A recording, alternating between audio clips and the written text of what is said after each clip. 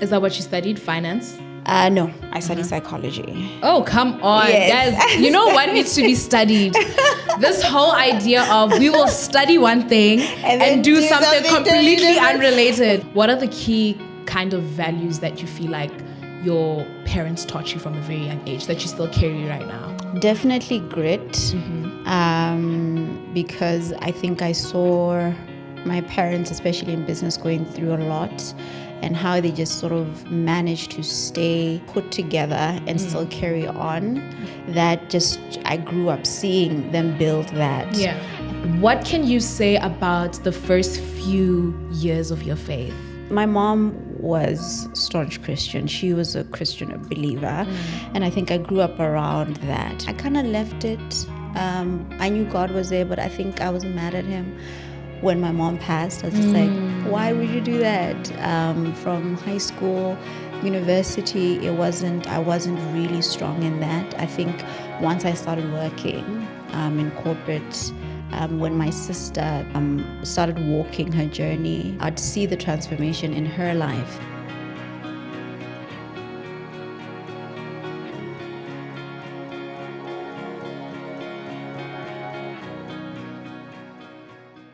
What is up, everybody? This is your girl, Aune, aka The Media Girl, and this is episode 4 of Session26.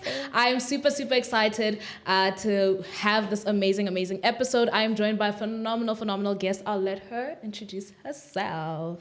Thank you so much. Wow, that is like amazing energy. Yeah. Thank you for having me. My name is Thamani Thothe. I don't know if I should expand more than that. What does your name mean? Thamani. As a fun fact, yeah. It's Kalanga. It could mean different things in Africa because I recently found out that it means desire in Swahili. Okay. But both my parents are Kalanga, so I'm pretty sure it's Kalanga. So, but it means dirang, hodira, to do. Yeah. Yes, that's what it means. Fantastic. Yes. So what I want to do right now is get into our icebreaker questions, right? Okay, just a couple of questions to lighten the mood, just to have a little bit of fun before we get into the nitty-gritties of this entire interview, right? Sure. So, question number 1. Why am I so nervous? Why am I so not nervous? Even that deep. I promise. They aren't that hard. I promise. Girl. Okay, so question number 1, right? What is the most recent thing that made you laugh really hard?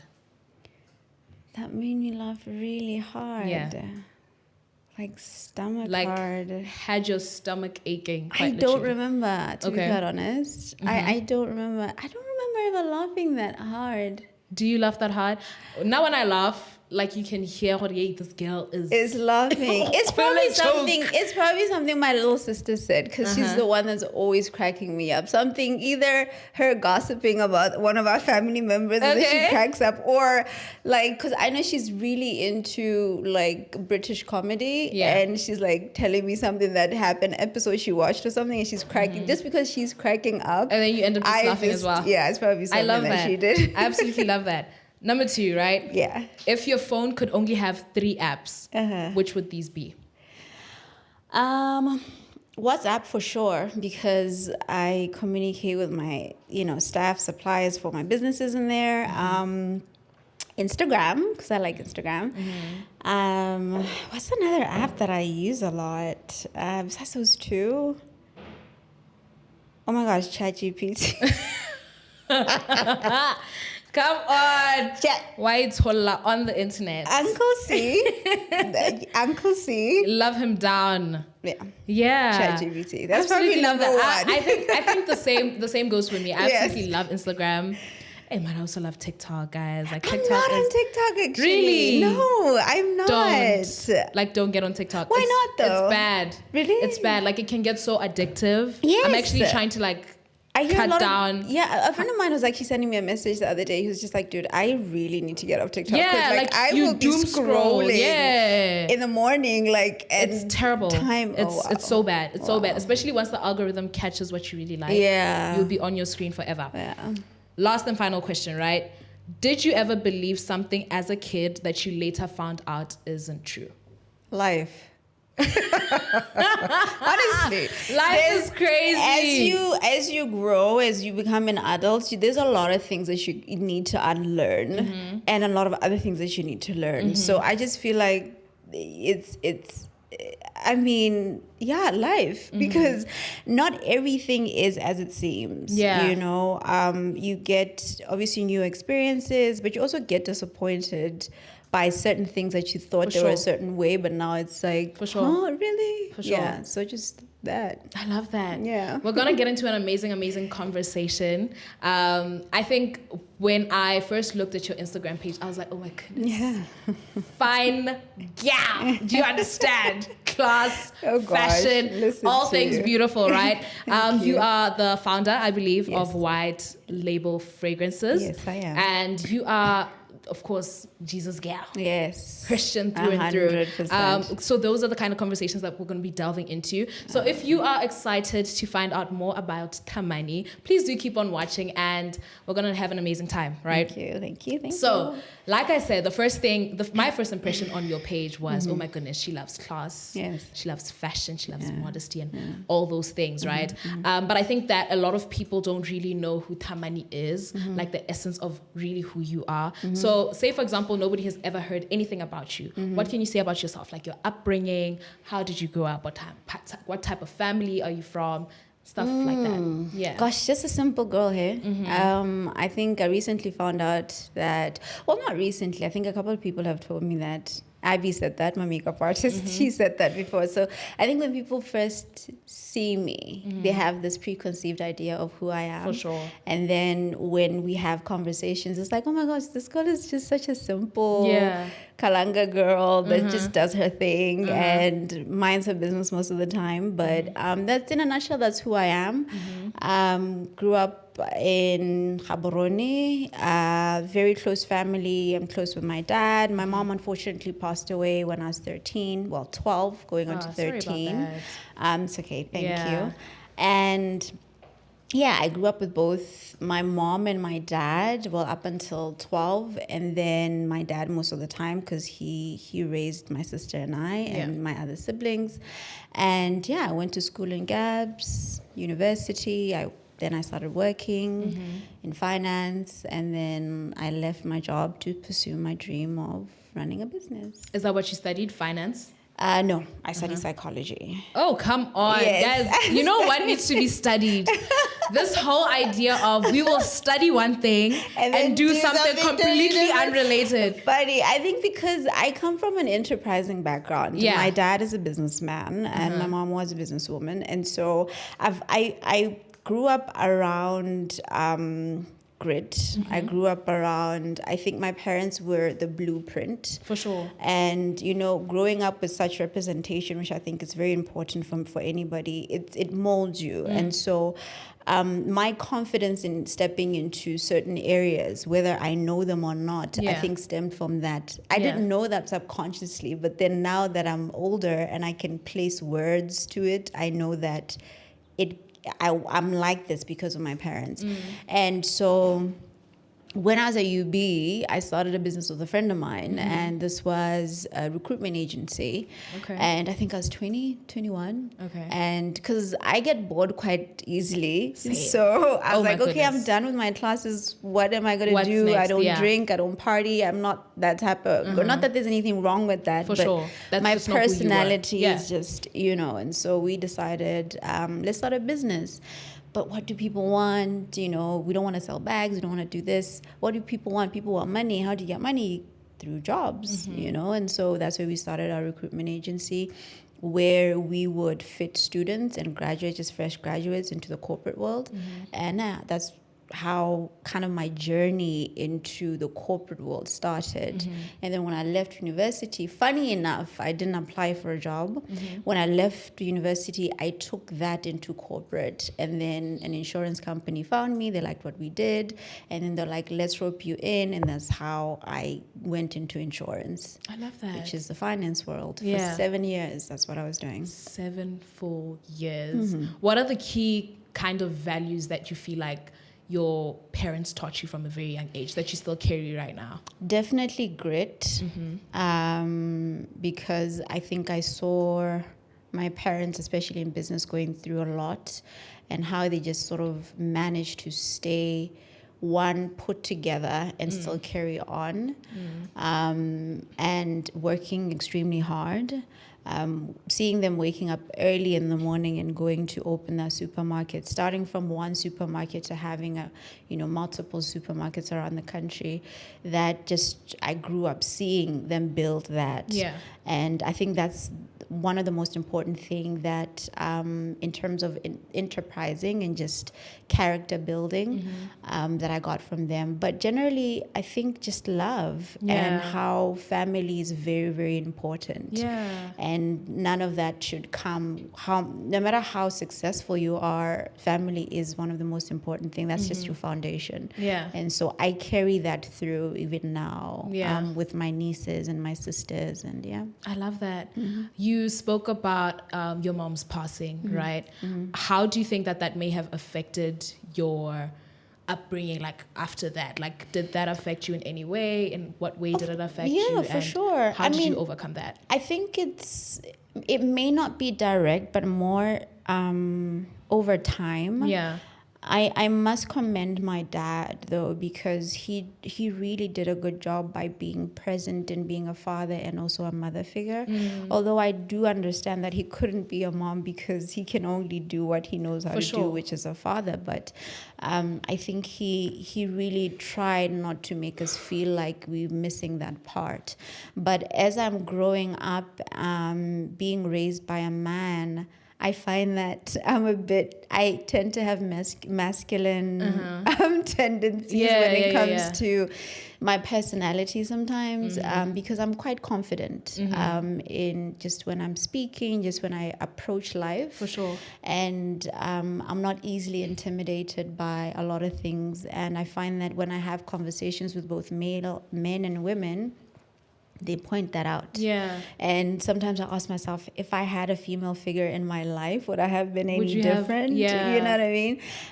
Definitely, I see it a lot when I was dating. It was almost like, am I dealing with a woman or am I dealing with a man? Especially when I have conversations, I reason a lot. Yeah. And you find that you add so much logic to that conversation. You get what I mean? Yeah. So I think in that aspect, yes. Then obviously, as a woman, you want to know certain things like, how am I supposed to not behave, but hold myself, I think, in not only in public, but in conversations, especially when you talk things like marriage. I mean, I'm in my late 30s. I'm not married yet. So something that I'm not going to say I didn't dream of.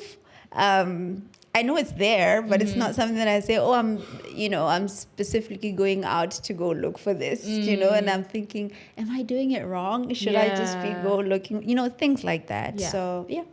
I love that. And I want to speak more on that. But before we get there, I want to just you spoke about how you being raised by your dad really kind of brought out that masculine energy, forced that's you. That's what society says. Yeah, that's what society says, right? How have you been able to strike that balance between, because you come off as a really poised, very gracious lady. Yeah. I don't pick it up, but I'm sure that people by Longhore, of course, you grew up with, and by Longhore have picked that up about you. How have you been able to strike that balance between, this is me and my femininity, but when we get there, we get there?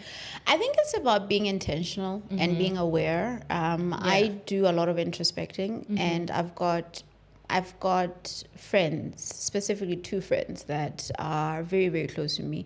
And I'm talking 20 plus years of friendship since primary, since high school. And I think we are accountable to each other, and we're able to remind ourselves that this is, not good, or this is good. And so that is also very important. But like I said, I usually love introspecting and looking at how I am carrying myself around people.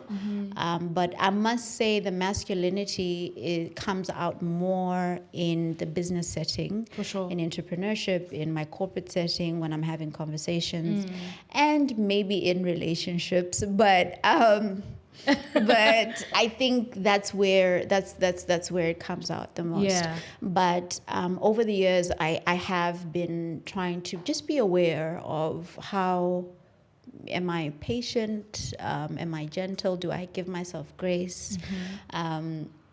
Because I know a couple of years ago I knew I was not giving myself grace. I'd be a bit hard on myself, wanting to be at a certain level when maybe, again, being a spiritual person, I know there's timing to everything. For sure. And I kind of had to remember who God says I am and use that as a way of life, and I allow Him to order my steps. Yeah. So those are the things that kind of help me navigate my femininity and my masculine energy. I absolutely love that. And I want us to speak about it now in a romantic relationship kind of context, right? Okay. How has that whole thing been for you? Because I think as a person who, for one, have been raised majority of my life by my mom, like in that kind of setting. Yeah. And I've seen my mom really be that person who's just like, she's getting things done. Yeah. Because really, it was really a single parent household. Okay. So I'm seeing her do, and she was in construction at some point That's in time. amazing. So she's building her own house and she's doing this, she's doing that. Yeah. And she's the one who's kind of leading and being at the forefront of things. That kind of alters your brain chemistry as a girl, because you don't even know the whole concept of, oh no, you got to submit to a man. Oh, you got to, you got to listen and take instructions and partnering with someone. Because for me, she would make decisions. Yeah. And that decision stands, Like if she says, nope, I want this wall to be cream white, then that wall is going to be cream white. We're not negotiating. And if it's not cream white, take it down and do it again, Absolutely. And so I kind of didn't grow up with that whole thing of, oh, but you in a godly marriage setting, for example, you got to submit to your husband, you got to do this, you got to do that. How has that kind of impacted you in that type of romantic relationship setting? What, like being raised by my dad? Yeah, and having that, just like your mom, I think I'm similar in that I've learned. I think my dad has always instilled independence in us, especially his daughters, in being able to do things for yourself. I don't think, even now, he doesn't pressure us to get married. He's just like, you want to get married? He's just like, it's always just like, you want to get married? And I'm just like, yeah, Dad, why can't you just be like every other parent and say, go get married? Yeah, go get married. Or even ask her, when are you getting married? But he doesn't want to do this. Like, girl, I'm not going to pressurize you into doing any of those things. And so I think definitely in terms of relationships, that has had an impact, because I'm independent, mentally, emotionally, and I like being in control. And sometimes that is not so great. It doesn't vibe. It's not, and it's something, like I said earlier, I introspect about it, and I have to really hold myself sometimes just to say, okay, this is where you let him shine. This is where you allow collaboration, partnership. There you go. This is where you allow compromise. This is, so I have sacrifice. That's where I kind of, because sometimes I'm just like, if I then want something and you don't pick it up or you don't do it, I'm just like, okay, it's fine, I'll do it. I'll do it. Yeah. And it's not even me saying I'll do it king ideal. No, it's I'll naturally, I will do it. I resonate with that so much, because even with how I was raised, I remember my dad would kind of show me how to do stuff. Yeah. He's just like, no, this is how you do it. Yeah. This is how you do it. Like, he kind of raised me to really not depend on anyone. Yeah. Like with both my parents, just that was just the dynamic. Yeah. So the whole idea of, let him do what? I'll fix this light bulb myself. I will get up there, do it myself. Yeah. So it wasn't even a conversation, like even the whole concept of marriage, and it's really a thing of, hey girl, if you get married, you get married, but you will know how to do what you need to do. I think that's another reason why you'll find that they'll take us to school, make sure that we get those degrees, just so that we don't have to depend on anyone. But I absolutely love that, right? Yeah. What can you say about the first few years of your faith? How did you come into the faith? What were the monumental things that kind of led you to become who you are today in Christ? I think the monumental, I'll leave to it. It came at a later stage. Okay. I think most recently. But my mom was staunch Christian. She was a Christian, a believer, and I think I grew up around that and going to church. A little different from what the current doctrine right now, but. That's what I grew up with, and then I kind of left it. I knew God was there, but I think I was mad at him when my mom passed. I was just like, why would you do that? From high school, university, I wasn't really strong in that. I think once I started working in corporate, when my sister started walking her journey, because I'm very close to my younger sister. What's your age gap between? 2 years. Oh, okay. Yeah. So when she started with her journey, she would invite me. I'd see the transformation in her life. She was more patient. I mean, she's always been a patient person, but she was more patient, more understanding. It kind of made her into this woman. And then I was just like, oh my goodness, this is amazing. And so I kind of tagged along at some point. Yeah. And then I was just like, I then built a relationship for myself with God, not because my mom was there, not because my sister was there, not because my dad was there, but actually build it. In the beginning, it was because I'm influenced by society. I need to go to church, sure. But now I know I can open a Bible and just read it, and I would know how to interpret it for myself and not let anybody else do that. And I think for me, I've encountered the hand of God in my adult years. I think maybe the past 3-4 years in my business. I think my business has made me closer to God for sure. My prayer life has become stronger. Sure. And my sensitivity and my discernment as well. Because we go through a lot of things in life, especially if you've decided to be a businesswoman or an entrepreneur. Yeah. In Botswana, as a woman, it's just, you go through a lot, and you kind of need to be anchored. You kind of need to be reminded, rooted absolutely in Christ for you to overcome a lot of things, because you face, especially if you've decided that the purpose and your anointing and your gifts are not yours. Sure. They belong to the people that you're going to be touching with the work that you're doing. You kind of get sidetracked, you get attacks, you get etc. So it's so important. That rooting and that anchoring is very important, and I've learned that over the years. I love that. And that has strengthened my relationship with Christ. And you mentioned, getting into business, right? How did that whole thing start? White label fragrances. Oh my goodness. And guys, she smells phenomenal. When she walked in, I was like, hey! Come on, somebody. She smells amazing. I'm assuming it's like a scent from your brand. Yes, it is. What inspired that entire thing? Because I could tell, you can tell when someone actually thought it through, because even on their pages and everything like that, everything is so like curated. Everything is so, branding is on point. And I'm a huge fan of branding. Yes. So I can tell that there was a lot of intention, a lot of just thought process that went into, building this brand that we know now. So what was the inspiration behind it? I'm an intentional person. Hey, I think in everything that I do, I don't like half stepping. Sure. I think even when I was in finance, I helped build a brand from scratch to where I left it. And there was a significance in terms of just the branding and people seeing who we... So I took that and I kind of applied it into my business. And that's where you see the details in the business. But generally, like I said, I come from an enterprising family, and I always want to challenge myself. So I was in the workspace. It was amazing. My job was really great, but I got not bored, but I wanted to do something else other than just a 9 to 5. Yeah. And I was on holiday And I saw a very cute perfume store, and I loved it. And I remember at the time, the gentleman was saying he wants to go back to Italy. And I was like, I wonder how this thing came about. And with me, I honestly believe in reading and studying and understanding something before you go into it. And that's exactly what I did. I went back. I studied what I studied, and then I looked for suppliers around, obviously now in South Africa.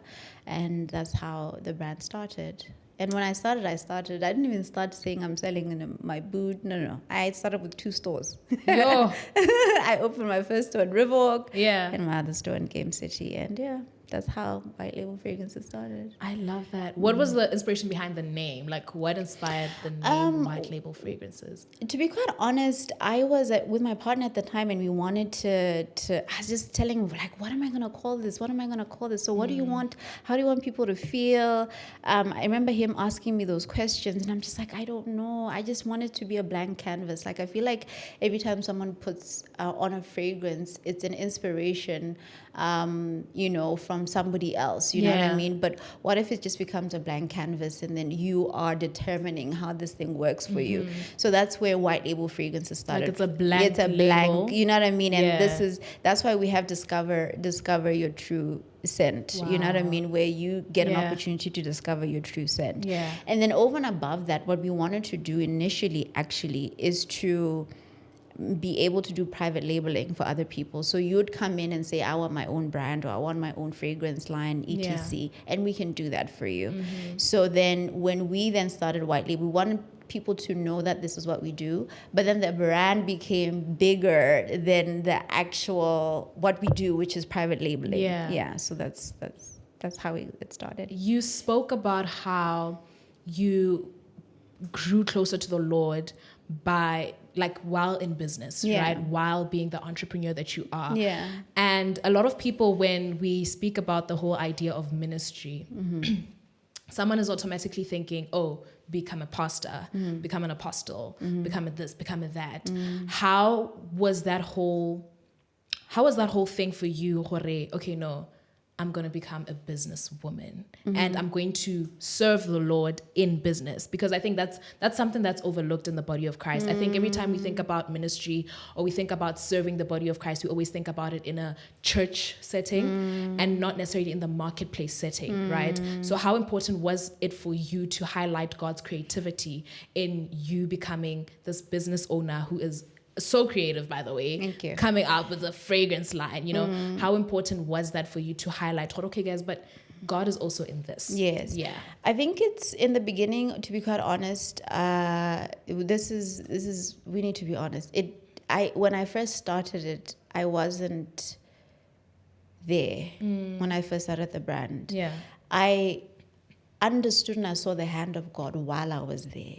And that's when I dedicated my work to Him. And that's where I was just like, this thing is bigger than me. It's not about me. You know what I mean? Because He's given me ideas and wisdom and gifts and talents to be able to do this.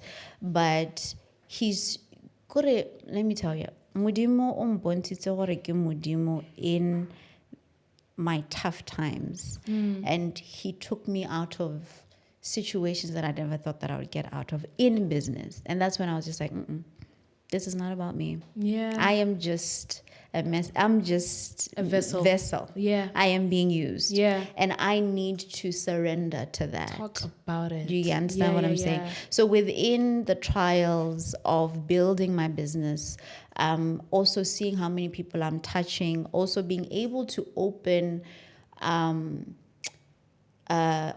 this industry for other people. Because, the moment I saw that it's not about me, it's when I thought I was just doing a simple thing. But you'd get international magazines, you've get, TV productions coming to me in Botswana to come and interview me so that I can speak about my brand in Africa and show the rest of the world that this is happening in my continent. So when I say it's bigger than me, it's not only Botswana for me, it's Africa. I recently got invited to go speak in France. Yeah. around the fragrance industry in Africa, because the world is now looking at our continent. Definitely. And I realized that I am one of a few people that is actually doing what I'm doing. And this is me kind of pioneering or helping to pioneer the industry, you understand, for my continent. Good. So good. So it has to be God. Yeah. It's not me. Yeah. Do you understand what I'm saying? Yeah. And so I just need to be sensitive to that. I need to always have that at the back of my mind, that I'm not doing it for myself. I love that. Yeah. I absolutely love that. You spoke about how you had experienced difficulties and challenges within business, and that's really, it's a natural thing. Yeah, for I've business. come to realize that it's actually just a typical day for a person, For an entrepreneur. to go through Troubles. In the beginning, it was just like, oh my God, Oh my I'm goodness, dying. this is the will of God. Oh my God, I You question cannot. yourself. Like, why? Where are you? Yeah. Are you hiding from me? Like, no, you need to grow up. In that, did you experience any temptations to kind of be like, you know what, deuces, we're not doing this anymore? And what was your thought process in that? Because a lot of people, when faced with trials and tribulations, they tend to abort the mission. Yes. And then stray away and do things that don't necessarily glorify the Lord, nor is it the will of God for them to do. Yeah. You know, because it got hard in what God said you should do. So have you faced that temptation as well to just leave? I definitely did. And, but leaving was not, it was just for me to survive. I think because losing my stores, because when we had our first challenge in businesses during COVID, and we lost our stores, our warehouse, and all of that. And I think that was me saying I need to pivot just for us to survive. And I took a job in Cape Town for a couple of months to do product development, which is what we do, which is what I do in white label fragrances for another brand. That didn't work out. God kept on reminding me who I am. And I think while I was in Cape Town, I got like a job. I got a big job, a job that would be able to kind of revive us back a little bit. And when I got that, I was like, okay, it's time for me to go home. And then, I came back home, I did that. And ever since then, I think he's just been saying, no, do this, do that. I cannot say that I've eaten, I have a roof over my head, I've survived. So I definitely was tempted, and I did step away for a little while, but I've always been reminded that this is where you should be, because I would sit, and then I remember during all that in 2022,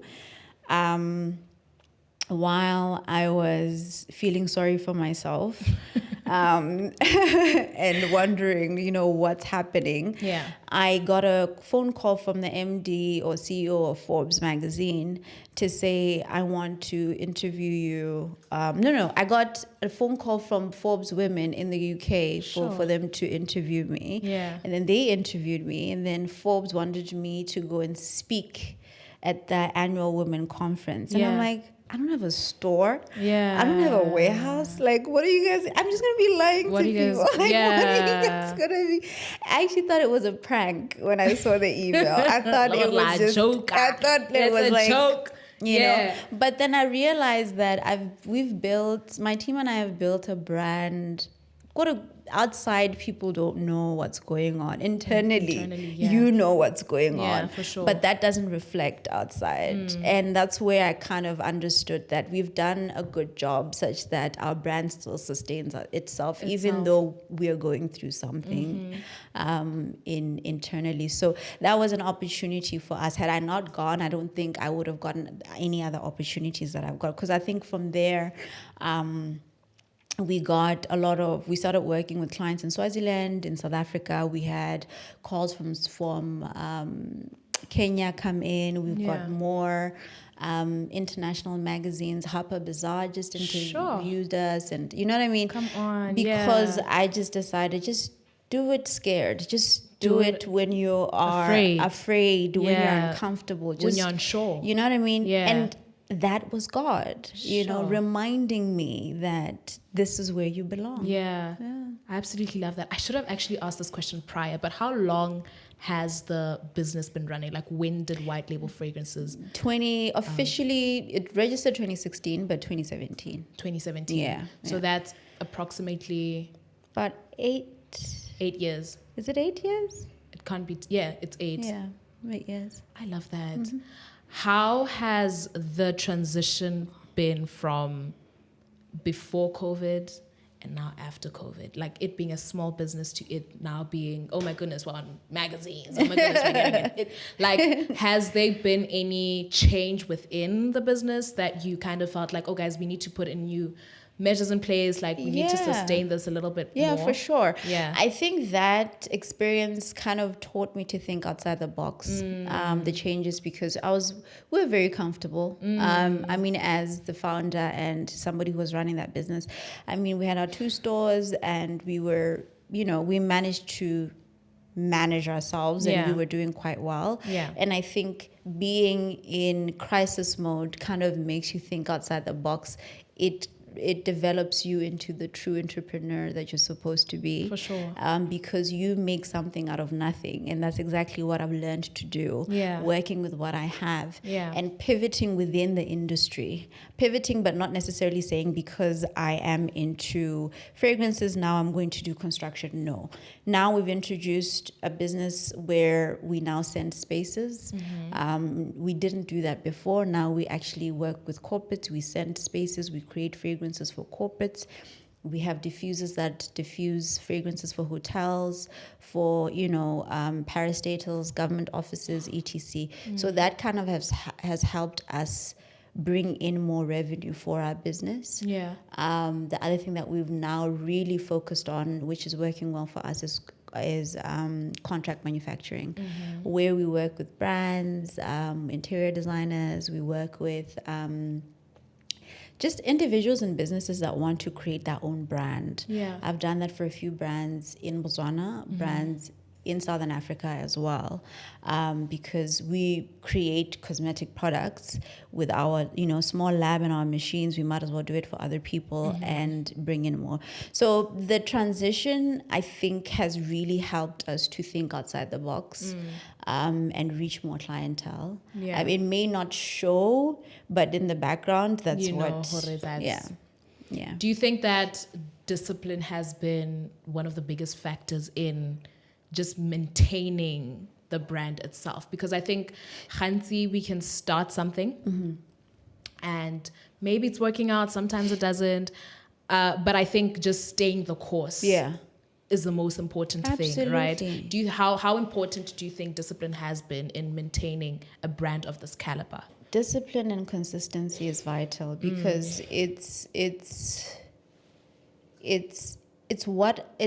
what has also built my resilience. There have been times where I was just like, okay, you know what, you're getting older, let's just move another direction. But I've always just maintained that let me be consistent even with the little things. Let me be disciplined in the little things. I remember my friend once said to me, even if you achieve one thing in your to-do list, even if you actually follow through and finish it, that's kind of a reward for you. And you need that reward for you to do the bigger things. So I've kind of maintained that it's important for me as a business owner to just finish the small tasks, be disciplined in those so that I can be disciplined in the bigger ones. So it's just taking things in little chunks. So discipline, consistency has really, really helped us.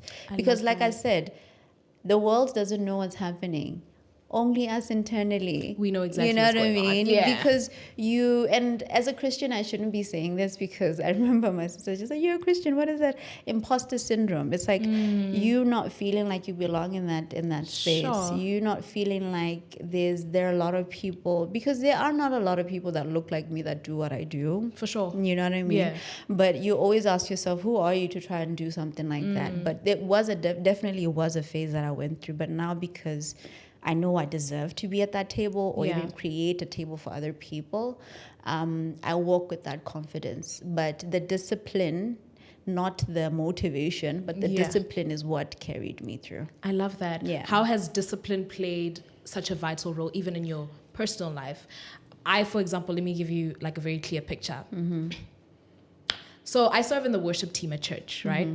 And a part of being a worship leader is we have meetings like every week, just like prayer meetings every week, where we get together, just brainstorm, get the vision, pray over one another and stuff like that. And for me, sometimes it's such a stretch to be in that call for that entire hour, and where I just feel like, oh my goodness, do I really have to be here? But it's like, it's a commitment I've personally made that I will be of service to the house of the Lord, and this is a part of it, right? So discipline really plays a part and plays a huge role really in that area of my life. How has discipline played such a prominent role even in the way that you serve within the house of the Lord? I think it's, for me, I'm being challenged I think it started last year, to actually serve with purpose. Sure. Especially in the space that I'm in. I'm very close with my pastor, and we talk about this quite often. And even the challenges that I probably have, we discuss that, because I feel like I'm at a point where I really want to do more, especially outside of what I do, which is work. But you find that when you are an entrepreneur, you don't have a lot of balance. There's no balance. You can't. There's a season where schedules change. Yes, there's a season where you have to focus on that one mission that you want to do when it comes to your business. Not to say you can't do any other thing, but it's just your focus is so on that. And what I've done to kind of mitigate me kind of falling off is to keep such relationships, is to go for my prayer meetings. But I know for sure there's more work that I should be doing. Yes. So, I mean, in terms of discipline, that's what I could say about it. But to be honest, I feel like I'm limping a little bit when it comes to serving in the house of the Lord. I mean, my pastor is very spontaneous. He can just call and say, you're preaching in 2 weekends, so prepare for that. He can just call and say, I want you to do a class, and but you have to honor that, because that's what you know what I mean? And that has helped me, because previously in where I used to fellowship, I would just be but a number in church. But because he challenges us in saying, you are preaching, you are leading this, you're leading that, I've seen that as a challenge for me to kind of say yes to such opportunities, because it's going to help me grow my faith. You know what? Especially as a person who, we've been speaking about this, just this being a boss lady in the industry that you're in. How difficult, or how easy maybe, is it for you to then submit to leadership? Because I think, scripture speaks about how we have to give double honor to our leaders. But they label, not label, oh my goodness. They labor in the gospel, they labor to bring the word every Sunday, to serve every Sunday and stuff like that. We need to honor these people. How has that transition been for you as somebody who really is a trailblazer in her industry, but now I kind of have to submit to Muruti Kokerekeng and not do as I'm told, as if I don't want to, but it's like that whole dynamic, I don't see it like that, though. I don't think it has ever been a challenge for me. My spiritual father is my spiritual father. I honor him, I respect him, and I think I take his word, because my covering comes from him. You know what I mean? So even when there are certain things, I submit to his church, right? And so even if there are certain things that I'm going through, I know he is a person that I've given him that honor already in my life. For sure. So it's never really been a challenge for me. I love that. I love that. And how you mentioned that you are kind of limping when it comes to, serving in the house of the Lord. How has that vulnerability been? Like, is that something you sit with yourself and introspect and just be girl, I think because for one, I think what we don't do a lot, especially in the body of Christ, is speak about how difficult it is to serve and do so consistently, to show up as whatever it is, be it your worship leader, you're a pastor, you're an usher, whatever department that you serve in, what kind of conversation do you have with yourself when it comes to, okay, girl, I should be doing better, but at the same time, this is how I'm feeling. I think it's unlearning that serving and doing something doesn't necessarily have to give you instant gratification, because I think our minds are wired to that. You spend time in something, you do something, you want a reward. You want a reward, and it's and kind of saying the reward is serving, the reward is doing things for the Lord, the reward is, you know what I mean, is pouring out, the reward is speaking to that one person in church, you know, because what I've seen as well is that my career and my journey inspires people in my congregation as well. So how am I using that to kind of build, maybe help with the structures of my church, maybe help people at church who want to get into business, maybe, you know what I mean? So those are the conversations that I have with myself to say, what can I offer with what I am doing to go get a gain? Yeah. I absolutely love that. Yeah. We are about to wrap up, right? Is there anything you can say to, I want to speak to the Christian girl, but for now we're going to talk about the Christian entrepreneurs, right? What are like 3 key things that you feel like we need to remember, just as batho ba eleng gore are in Christ, but we're also trying to occupy in the marketplace? To remember? Yeah, like just to walk with, to make sure that guys stick to these principles. Is that it is written in the word that we are supposed to occupy spaces. You understand? Yeah. I often talk about this with my sister, that we need Christian politicians. Sure. We need Christian business people. Yeah. We need Christians that are policy makers, that influence policy making.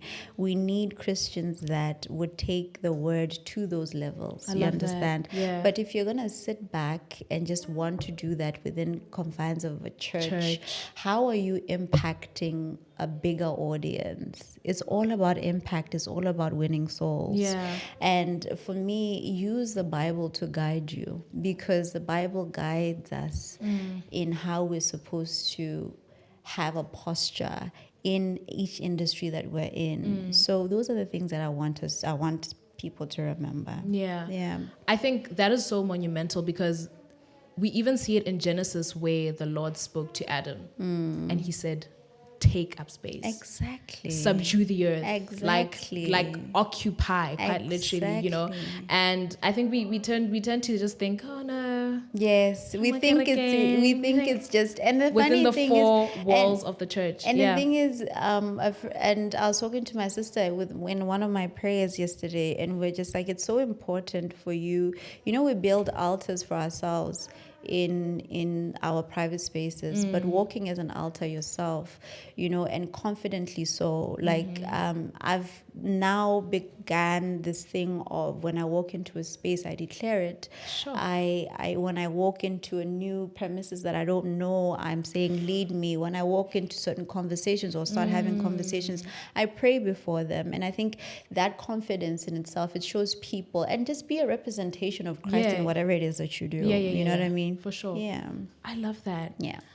Next, we're going to get into a segment that I titled the Art Lounge. Okay. Right? Okay. As a creative, I feel like it's just natural for me to engrave a part of myself within the podcast, right? So the Art Lounge is essentially where we speak about anything that we are listening to, any movie we're watching, any song that is really playing and really ministering to us at this current time, and possibly any event that you may have attended previously or something that you're excited to attend, right? Okay. So I'll start just so that I kind of set the tone. Okay. You look nervous. Because I'm trying to remember. Yeah. Let me start with, do you watch movies?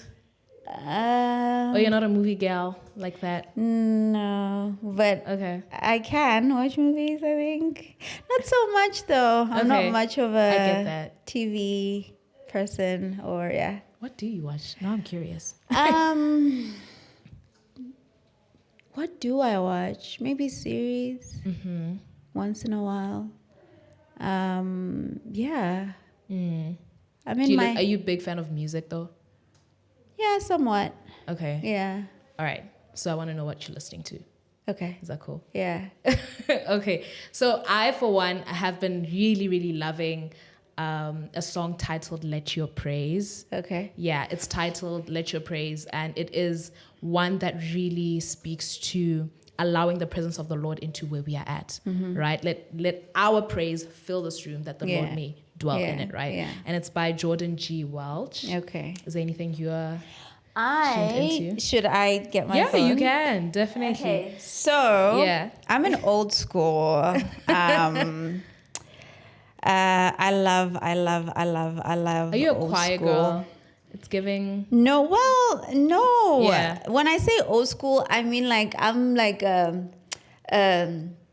what do you call these tent church girls? Okay. You know, like the old school churches that have like I love traditional Gospel music. Gospel music. Yeah. That is Tswana. So I discovered a song yesterday. It's an old hymn. I'm into hymns that are like tweaked a little bit. Okay. And you know, because I really feel like I ministered to a lot through song, and so I resonate with that. So let me look for the song. Okay, that's perfectly fine. And while you do that, I'm gonna tell you guys my second favorite song currently. Yeah, it was actually, you know what? My co-host and I have this thing where we're just like, you know what, girl, we always say the same songs because we really abuse a song before we move on to it. Yes. So let me not bore you guys by immediately saying something that I already listened to. But currently, my favorite artist has been Cher. Oh. Yeah, she's one of my favorite. I've been watching a couple of her performances. I love her. Right? Absolutely love her. Yes, she's good. Yeah. She's good. Okay, so... Okay, I don't know the name of the song, but if you go on Spotify, right, it's called South African hymns medley. So it's like a medley. Okay. So they sing like Tswana songs and Zulu songs, and these are like old school hymns. But just the way they sing them, it takes me back. And so that's what I've been playing nonstop since last night and this morning in my car. Yeah. But other than that, I would listen to your Busi. I don't know if you know Busi. Khatepe, yes, I listen Love a her. lot to her. Yeah. I listen to Lebuso Khobela. I absolutely love her. I love Ntokozo Mbambo as well. Yes, she's I've good. been listening to a lot of her stuff as well. I'm Yes. in love with the song In the Shadow. Yes. So I have seasons where I would listen to South African hymns, and then I would listen to Nigerian gospel music, and then I'd listen to, Hillsong or something. So those are, So I have you kind of like different- section them. Yes. Like that. Yes. I and love they that. do different things. For like you, for me. You know what I yes. mean? Yeah. So, yeah. I love that. Yeah. I absolutely love that. I love it when people are just versatile in the kind of music they listen to. Yes. I think it's important just as people hella just to have a versatility Absolutely. Absolutely. of Absolutely. Thamani, thank you so much for joining me. Thank you for having me. I am super, super glad that I got to do this with you. I hope that you guys enjoyed this entire episode. You enjoyed it, did you? I did. I was nervous at first because I was just like, oh my goodness, I have, earlier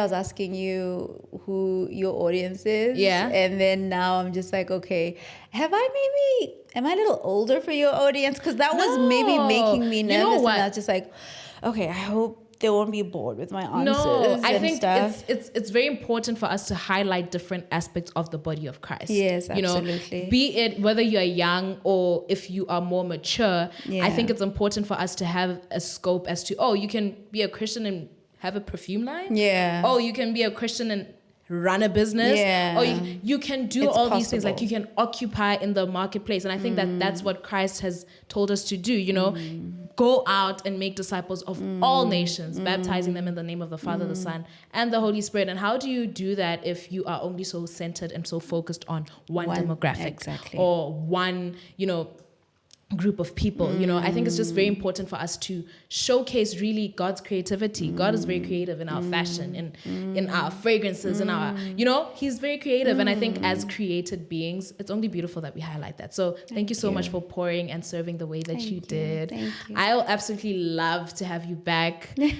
Update what has been going Where on. are we now? Yeah. I absolutely love that. Thank you. Shout out to Gab's Airport Inn for sponsoring us just with this beautiful, beautiful location. This is where we shoot. This is where this episode in particular is being recorded. And to our subscribers, to anybody who keeps tuning in every other week, thank you so, so, so much. I don't know if I'm forgetting something. Am I forgetting something? Yeah, I'm not forgetting anything. Right. Thank you so much for tuning back in. This was your girl, Ane, aka The Media Girl. And today I was joined by the beautiful Miss Thamani. Oh my goodness, she's so gracious, guys. So I'm going to leave here and go for an etiquette class. You should host one of those. I will pay a big buck for that, okay? But thank you so, so, so much, you guys, for watching. And I'll catch you guys in the next episode. Bye. Bye.